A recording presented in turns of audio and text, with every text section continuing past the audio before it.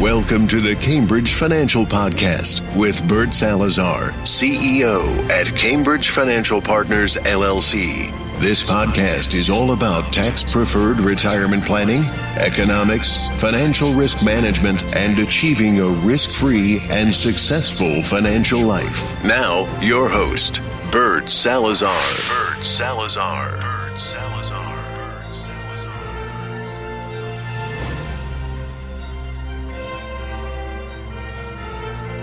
Hey, good day everyone. Welcome to another episode of the Bert Salazar Retirement Show. This is episode 155. And the title for this episode today is Our Country is Being Run by Imbeciles.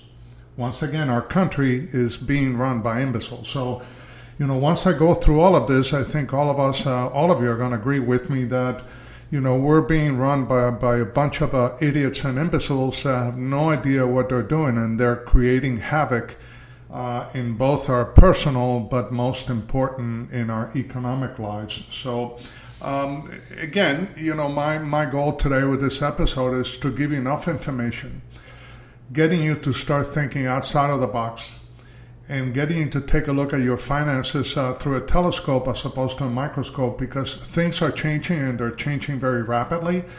And if you're not prepared, if you don't adapt to change, then you're going to become a victim of change. So I want to make certain that all of us in our podcast community, can stay ahead of all the trending issues that are happening to us, so we can maximize the opportunities and also minimize the liability. So I'm going to be just giving you some of the topics that I want to discuss with all of you. All of these topics, whether they're political topics or economic topics, have an underlying understanding below it. And this is something that all of us need to pay attention to. So, the sooner, one of the things that I was telling a client of mine the other day over the phone is that, the sooner that we realize the fact that our country is being run by imbeciles and that we are being run by imbeciles, the better off we're going to be. Because once we realize that, and once each and every one of us realizes that, and I have realized that for a number of years now, then every decision-making process that you're going to make is going to be totally different, because it doesn't matter which governmental agency is going to bring something to the table. Your first parameter is going to be that these people are imbeciles and they know nothing of what they're recommending you to do. So, economically, I would argue that the majority is always wrong. So one of the things that I tell my clients is, make sure that you're a contrarian. Make sure that if you want to win, you have to be a contrarian, meaning you have to do the opposite of what everybody else is doing. So what is everybody doing today? Well, everybody's buying real estate. Well, it's not a good time to buy real estate because prices have been inflated now for the last couple of years. And there's going to be a drop. There's going to be a drop at some point in time in the very near future. And the same thing is going to happen in the stock market. I just don't know when, but there's going to be a major, major correction in the stock market, and it's going to be sooner than you think. So, whatever assets you have in your retirement accounts, make sure they're protected, because if they're not protected, you may not have enough time to recover from a market correction, especially if you happen to be in retirement and you need to start taking money out of those retirement accounts in order to maintain your standard of living. Another point that I want to make is that, outside the box thinking wins the day. Remember, even a broken clock is right twice a day. So you have to start thinking outside of the box. The vast majority of economists and politicians want you to stay inside the box, because if you're staying inside the box, then they're able to, govern you and make decisions with you that you otherwise would not be able to make for yourself if you're thinking outside of the box. So the sooner that you can get out of that box that you're in, from a financial, political, and economic standpoint, the better off you and your family are going to be along the way. Now, as I always tell you, I'm a libertarian, so I don't care much about Republicans or Democrats. Now, I have a lot of Republican friends and Democrat friends, and they're all always fighting amongst each other. And I tell them not to, because they're actually puppets in this game, and I'll tell you a little bit more about it in the next few minutes. But I would argue that, Republicans and Democrats are eagerly involved in destroying the U.S. economy for political purposes. Now, the American people are mere puppets in this, what I call a lab exercise, a laboratory exercise. And we, the people, happen to be the control group. So the few are controlling the many, and we happen to be the many. So we're actually the control group in this exercise. Now, one of the things that I learned many, many years ago, especially when I came to this country from Cuba at the age of 14, is that, and I'll tell you this, I'm Cuban by birth, but I'm American by the grace of God, and that's something that I'll always take with me and tell everyone that I know, because I'm very proud to be an American, and I have no intentions of changing my way of thinking about how I feel about the American people, how I feel about this country, and how I feel about the Constitution of these United States. So, as Americans, we have certain unalienable rights under the Declaration of Independence. And the word unalienable goes a long way, because it just means that those rights cannot be traded, cannot be given away. Those are rights that we possess from within, and that no one should ever try to take away. Although politicians are trying to do just that every single day of the week. Now, those unalienable rights are the rights to life, liberty, and the pursuit of happiness. But once again, our government and financial institutions and major corporations are always trying to, and especially politicians, are always trying to take those rights away from each and every one of us, thus not giving us the opportunity to truly succeed from an economic and personal standpoint. Now, when we take a look at our national debt, and this is something that's very critical, but let's concentrate for now on the national deficit. Today the national deficit exceeds $3 trillion annually.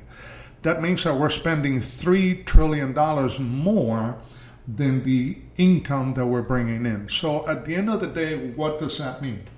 Well, it means that our government, our politicians, are going to have to start raising taxes. And I know obviously the Biden administration is proposing an increase in taxes, but it's going to go much, much further than what they're telling us, because at the end of the day, they're politicians. They're never going to give us the underlying truth behind it. They're only going to tell us what we want to hear. And everybody's chasing after the wealthy and so forth, but everyone is going to pay for these tax increases. So when you take a look at the national deficit, which is $3 trillion, actually almost $3.5 trillion and counting, when you take a look at the national debt, which is exceeding $28 trillion, and the unfunded liabilities for Social Security, Medicare, Medicaid, Medicare Part D, and the interest on the national debt, which now exceeds $155 trillion, you hear me every single week telling you that there's no way that taxes cannot go up in the future.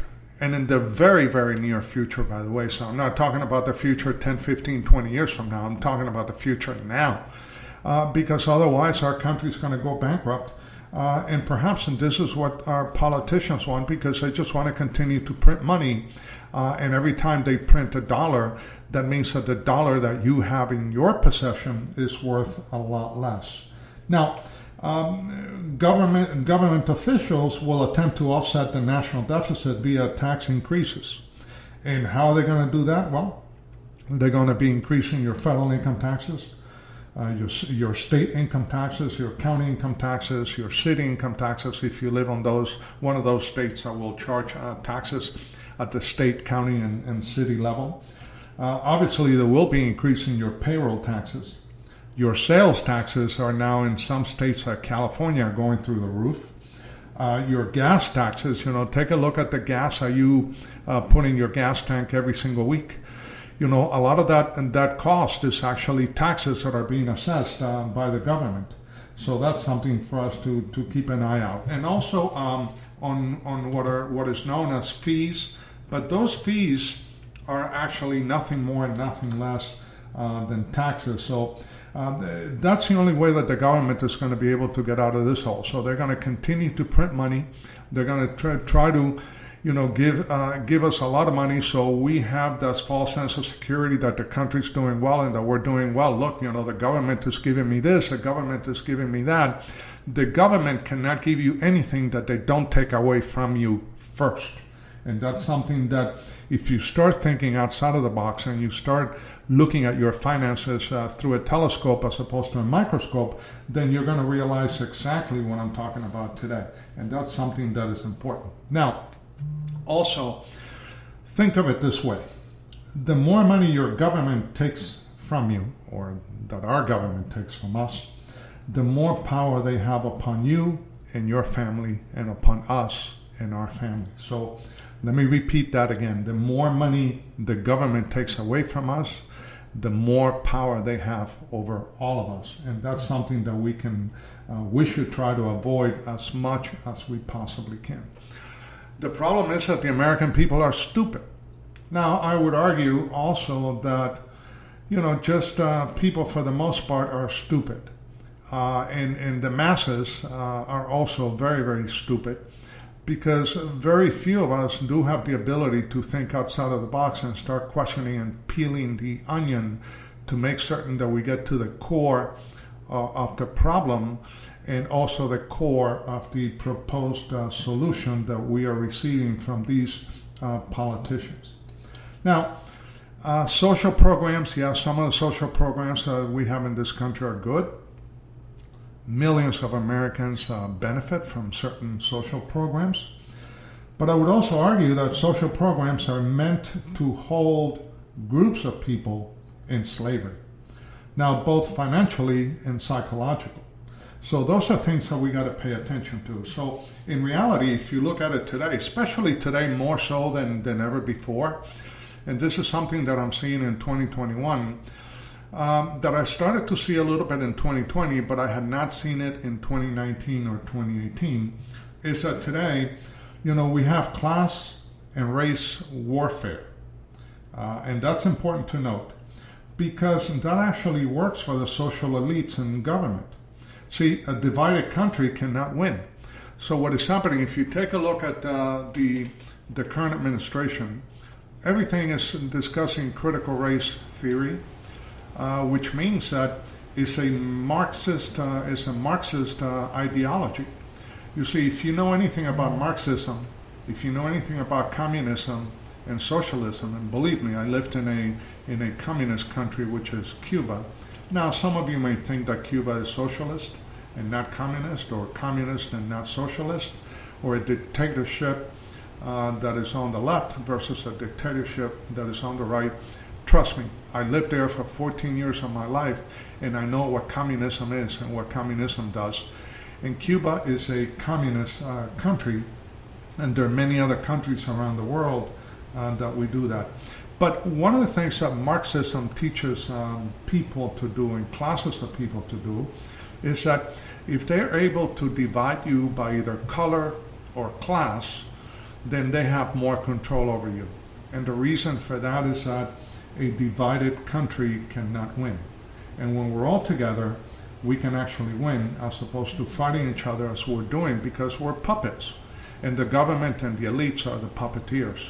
All of these people in government today that are dictating rules and regulations for all of us, they are the puppeteers. So I don't know if you guys know this, but when Obamacare first came out under the Obama administration, you know that the federal employees and actually the federal government and the three powers that be, they exempt themselves from Obamacare.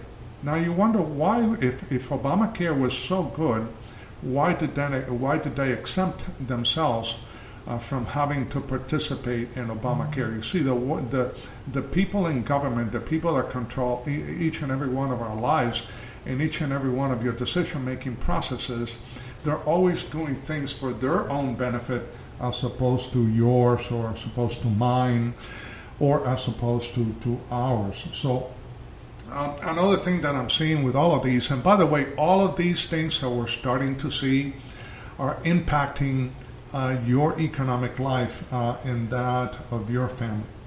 Now, another area that is having not only a political, a personal, but also an economic impact on all of us is crime. And crime in the United States is out of control. I mean, when people take power away from the police, the criminals assume that power for their own benefit. So it's like the blind leading the blind, and that's what's happening. And that's what's happening today. Now, America's justice system is broken. I was in law enforcement for years. What I see today, I could have never imagined I would have seen 30 years ago when I was in law enforcement. Family values are at an all-time low. Immigration system is in distress. And by the way, politicians love it that way. So you have politicians that have been in power for decades, and the immigration system in the United States remains the same. If you happen to be a Democrat, you're more for open borders. You don't want any type of system in place. If you're a Republican, you want closed borders, or if you're somewhere in between, you're for legal immigration as opposed to illegal immigration. But what people don't realize is the impact of illegal immigration to the United States and to each and every one of those dollars that we so hardly go out and earn every single day of our lives. And those are things that are very important. But you know what? Because of the fact that we're puppets and they are the puppeteers, they want to keep the immigration system at bay, because when both parties are talking about immigration and getting at each other's cases, is taking away from what they're truly doing to all of us from an economic standpoint. Another thing that we have to understand, and I'm a Cuban American, so I'm Hispanic, and I have a lot of African American friends. I have Asian Americans that are close friends. I have many clients that are African Americans, and they're also Asian Americans and Hispanics, obviously. But think about it this way. Over 50% of all abortions that are performed in the United States are done in black communities. Now, what does that do to the population and economic growth of African Americans? If the vast majority of abortions are being done and the clinics are set up in black communities, why do you think that is? Is it an issue of supply and demand? Is it an issue that African American communities, and I would apply this, I don't say this in a negative way, but African American communities are divided, they're separated. There's a tremendous amount of divorce. You have teenagers getting pregnant and giving birth. But if you think about it from an economic standpoint, the government in many different ways may not want, and the social elites, the ones in power, may not want the African American community to grow. Because the larger the community, the more power that they have in order to facilitate decision-making processes in this country. So basically what the elites do is that, every 4 years they want to give you a little bit. They come to your community. They want to sell you on the idea, you got to vote for me because I'm going to do A, B, C, and D for you. But at the end of the day, they don't do any of that. And they also want to make certain that they keep you at bay when it comes to abortion, because the more abortion you have as a community and as people, then the less your community is going to grow and the less power you're going to have. So you're going to be always totally dependent on the government. And that's something that is happening now more so than ever before. I mean, you also got to take a look at the fact that the African American community is suffering. Now, I can tell you this much, during the Trump administration, and again, Trump for me was a total asshole in the sense that, this is a guy that never stopped to think that he was a president of the United States. He wanted to fight every single battle. He would say stupid things in all kinds of different ways. He would fight just about anyone. He didn't know how to pick his fights. But from an economic perspective, what he and his administration did for the American people, we had never seen before. So the African American population had the lowest unemployment rate in known history. The same thing applied to the Asian American community. It applied to the Hispanic community. It applied to women and other minorities. So from that perspective, that economic growth and the resilience of that economic administration in order to reduce unemployment throughout all classes of people was second to none. Now, the fact that he was an asshole, that's a different conversation altogether, and we can agree to disagree, and I think he was. But at the end of the day, I look at the policies and not the individual himself or herself. Now, another issue is that, the international world is playing with all of us. And they play with the United States because, they're actually using our political points to their benefit. In other words, when Republicans and Democrats are fighting each other and we're calling each other names, that's what the international community uses against us. And that's something that's very, very important to understand. Also, as I said a few minutes ago, every 4 years, politicians are buying your votes with false promises and dependency money. So they're going to give you a few dollars just to keep you dependent on that government tip that you have to be sucking every single day if you want to survive. But they don't want to give you freedom. They don't want us, whether you're an African American, whether you're Latino, whether you happen to be an Asian American, they don't want us to be emancipated, because once you emancipate yourselves, not only politically but economically, then now you're going to have freedom of choice and you're going to be able to vote all of these people out of Congress. Now, by the way, I'm hoping that one day we are able to elect, so I always say, more mathematicians and less politicians, and hopefully that is going to save this country at some point in time in the future. Now, another thing that I'm seeing, guys, and the reason why I'm giving you this information today is because all of this is going to impact our lives in the future. Your retirement life, that of your children, the income that you're going to generate out of your retirement assets, and how you're going to be able to position yourself and your family for a better future along those lines. But, for the first time in history, Americans are having positive discussions. Take a look at this. For the first time in history, Americans are having positive discussions about socialism and communism. I mean, these are systems that killed over 100 million people in the 20th century. Are you freaking kidding me? We're having conversations in the United States of America today about socialism and communism, about two systems that have actually killed over 100 million people in the last 100 years. I mean, that's incredible that we could even consider that. By the way, there's never been any other system known to mankind that has taken people out of poverty more so than capitalism. Now, do we, in capitalism, do we have issues that we need to deal with? Absolutely. Every system does. But there's no other system known to mankind that has had the positive impact on values, on economic growth, on economic poverty dissipation than capitalism has. So it's something that we need to pay attention to.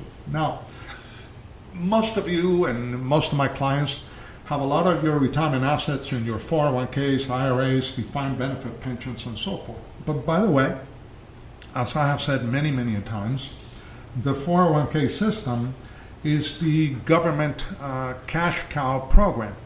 Why? Because they know that they have trillions of dollars of taxable money that they can have access to at any point in time. And how do they do that? Well, number one of the things that they're going to do is they're going to increase your tax rate. So by the way, I don't care what your number is. Take a look at whatever you have in your 401k today. but make sure you take off 30 to 40% of that, and whatever remains, that's going to be your money, nothing more, nothing less. Because most of you, when you take a look at your 401k statement, you don't realize that you have to pay taxes out of that. So if you have $100,000 in your 401k, it's only going to be worth anywhere between $60,000 and $70,000 after it's all said and done. And that doesn't include inflation, because inflation is going to decimate those retirement dollars even more so to a higher level than taxes ever will. So that's important. Now, always remember that every year the government is going to take more out of your 401k and your IRAs via taxation and inflation. So if you fast forward 20 years from now, your 401k may be totally worthless from an economic perspective. Now, also Americans are not paying attention to the impact of asset inflation on their decision-making processes. Try to buy a piece of property today. I live in Coral Gables, Florida, which is right next to Miami. I mean, you can't touch a piece of property in South Florida. So most Americans don't earn enough money and don't get enough salary increases to be able to offset the purchase price of a piece of property in your local communities, because the properties are extremely high. The values of those properties are inflated to a very, very high level, which at the end of the day is going to come down, just like the stock market is going to come down. Real estate prices are going to be coming down, and they're going to be coming down very, very hard. So if I were in your position today, I would not be purchasing real estate and or stocks. If I'm going to purchase anything, I'm going to buy guaranteed income for life. And if you have the ability to purchase guaranteed income for life, then you're always going to be able to offset inflation and taxation along those lines. Now, damaged or dirty politicians, as I call them, want to sell you on the idea that the wealthy do not pay taxes. Well, the wealthy actually pay a tremendous amount of taxes, but not in the way that you think. See, the wealthy pay a lot of taxes, and a lot of capital gains taxes, payroll taxes, estate taxes. They may not pay your traditional federal income taxes, because the vast majority of their income come from their investments via capital gains. But they still pay a tremendous amount of capital, billions and billions of dollars every single year on capital gains taxes, payroll taxes, because many of them own corporations and so forth. And then obviously upon their death, their estates are going to pay a lot of estate taxes along the way. Now, on the other hand, middle class and upper middle class Americans pay lots of taxes as well. As a matter of fact, individuals with incomes over $200,000 paid over 58% of all the taxes that were paid in the United States in 2019. And by the way, as an FYI, the government generates about $1.7 trillion from federal income taxes alone every single year. Now, who are the middle class and the upper middle class? Well, those are the professionals in this country. Those are attorneys, those are CPAs, those are doctors, those are surgeons, those are small business owners, like I am a small business owner. So all of us that form part of the middle class or the upper middle class are the ones that are paying the vast majority of taxes. So whenever I hear these politicians talking about, the wealthy have to pay their fair share, I get scared, because you got to define for me what's the definition of fair. Because as it is today, the vast majority of these people are paying a tremendous amount of money in taxes.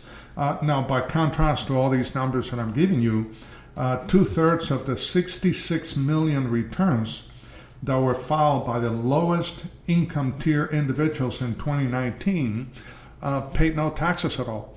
That's why I have been a proponent of the flat tax for many, many years. But, whether that's going to happen or not, that remains to be seen. Eventually, even dirty politicians are going to have to admit that the flat tax is the best way to go, because you cannot tax your way out of a problem, because the problem is so much bigger than any of us could ever imagine. So, Another issue is that, well, they want to tax corporations. Okay, well, let's go ahead and tax corporations. But here's a question for all of you.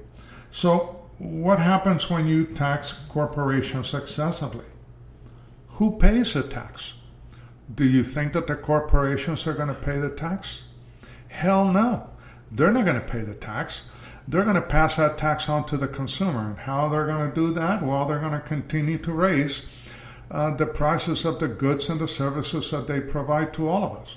So when you go to Whole Foods or when you go to the gas station to gas up, then now the price per gallon or the loaf of bread is going to be is going to cost more. Because they're going to be passing that liability to the consumer.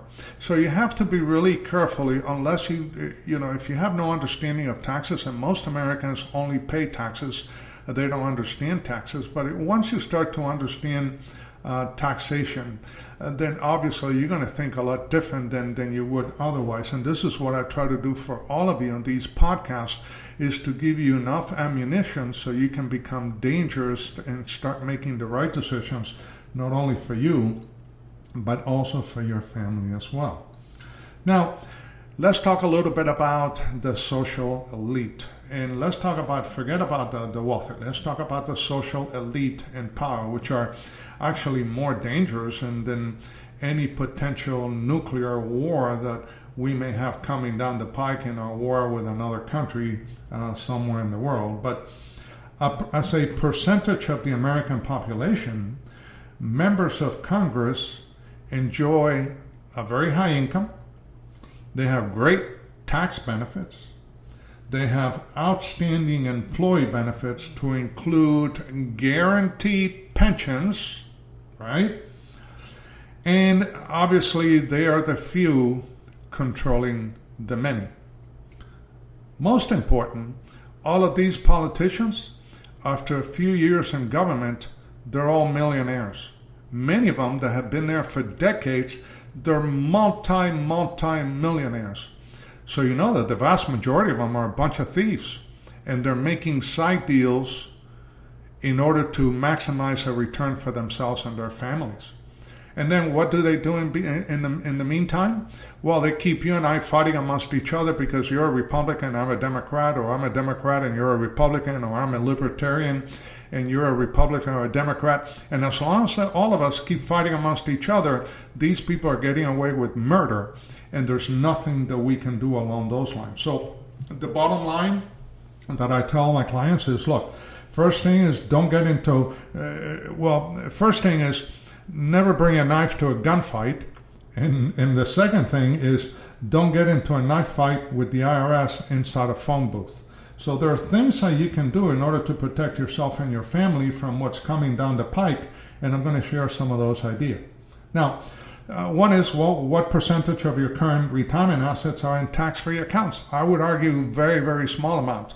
But the problem with that is that you are so closed-minded with not paying taxes today that you're not looking at the future. You're not looking at your finances through a telescope. You're looking at your finances through a microscope. Because, believe me, I'm a tax planner, so whenever one of my clients has to pay additional taxes, they go, Bert, what happened? What's going on? Why am I paying more in taxes? Well, you earn more money or you have less deductions. That's why you're paying more in taxes. So the problem with many of you, and the problem with the vast majority of clients that I deal with, is that out of sight, out of mind. So if they don't have to pay the tax today, they think they're winning, and they don't realize that they're not saving on taxes. They're postponing the tax. And when you postpone the tax, you're postponing the tax liability. And that's going to hit you like a Mack truck at 70 miles an hour at some point in time in the very, very near future. So again, what percentage of your current assets are in tax-free account? In a perfect world, you should have all of your retirement assets in tax-free account, but at least I would argue 60 to 70% of them along those lines. And that's important. Another thing that we're starting to see now is I've been talking quite a bit about cryptonomics because crypto is here to stay, and I've been doing a lot of reading about Bitcoin and some of the other cryptocurrencies and what they're doing to the world. because it's changing. I would argue that there's now what I consider to be the New World Order. And the New World Order is actually shifting the power from the few to the many. So we, the people, as the Constitution says, we are the ones that are going to have the power of currency and the power of monetary control in the coming decades. And cryptocurrency has been the spark plug to all of that. Now, I was doing some reading about the founder of Bitcoin, which is Satoshi Nakamoto. Now, no one knows whether Satoshi Nakamoto is an individual, is a group of people, what it is. But he had it right from day one. He wanted to do a couple of things, and he wanted to do it very well when he created Bitcoin. Number one, he wanted to create a currency that could not be manipulated by governments and or politicians. Wow, that is ideal, because just take a look at, what the Federal Reserve and the Treasury does to, the manipulation of currency in the United States every single day, and look at what other governments do to their currency on a worldwide basis. So he wanted to create a currency that could not be manipulated by governments and or politicians. And number two, he wanted to create a digital currency that limited the printing capabilities. And that's the beginning of cryptonomics. Because as opposed to the US dollar, when it was taken out of the gold standard, now we can print as much money as we want, as the US Treasury wishes, because at the end of the day, the US dollar is not backed by anything. It's a fiat currency. It is only backed by a promissory note of a country that is going bankrupt because we owe more money than we know what to do with. So that's something that cannot happen with Bitcoin. The last Bitcoin, which is going to be a total of 21 million Bitcoins, is going to be mined or digitally printed in the year 2040. After that, it's all about supply and demand. So if you start thinking about looking into the future, I would encourage all of you that unless you're planning to die in the next 12 months, you should consider investing in cryptonomics. Pick a coin. I don't care if it's Bitcoin or Ethereum or Polkadot or whatever their coin is, because you need to have, or you should have, a small percentage of your retirement assets in a digital format that cannot be manipulated by politicians or governments. And that's going to be a good thing for all of us, because the world is changing very rapidly and in front of us.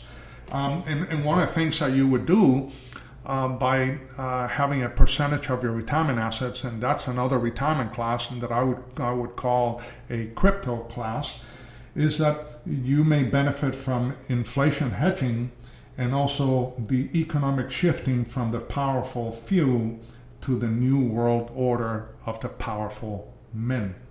So to finalize this podcast today, and my apologies for going a little bit longer, but hopefully the points that I'm making are bringing some ideas to your mind, is that you want to try to take as much power as you possibly can away from the government elites. How do you do that? Well, you do that through Roth IRAs, Roth 401ks, 7702 plans, which are cash value life insurance plans, and cryptocurrencies like Bitcoin, Ethereum, ADA, Polkadot, BNB, many of those, and make sure that you do what I call DYOR and DYOR. Do your own research to make sure that you make the right decision at the right time for the right reasons and under the right sets of circumstances, because that's how you take power. If you can control taxation, you're going to be able to control the future. If you can control the devaluation of the currency by diversifying yourself into cryptocurrencies, and you're going to be taking care of yourself and your family to a point that you would have never done before. Now, for those of you that may be interested in taking a look at all your assets and your liabilities and where you're at financially and how to repair many of the issues that you may be dealing with today, or how do you prepare for the future, then please feel free to call me. You can reach out to me at area code 786-766-1042. You can also send me an email at Bert, B-E-R-T, at bertsalazar.com, BERTSALAZAR.com. And always remember that my goal for you and your family is to kind of help you change the way that you see things, because when you change the way that you see things, the things that you see change. So once again, thank you for giving me a few minutes of your time, and I'll talk to you again soon. Take care. Bye-bye.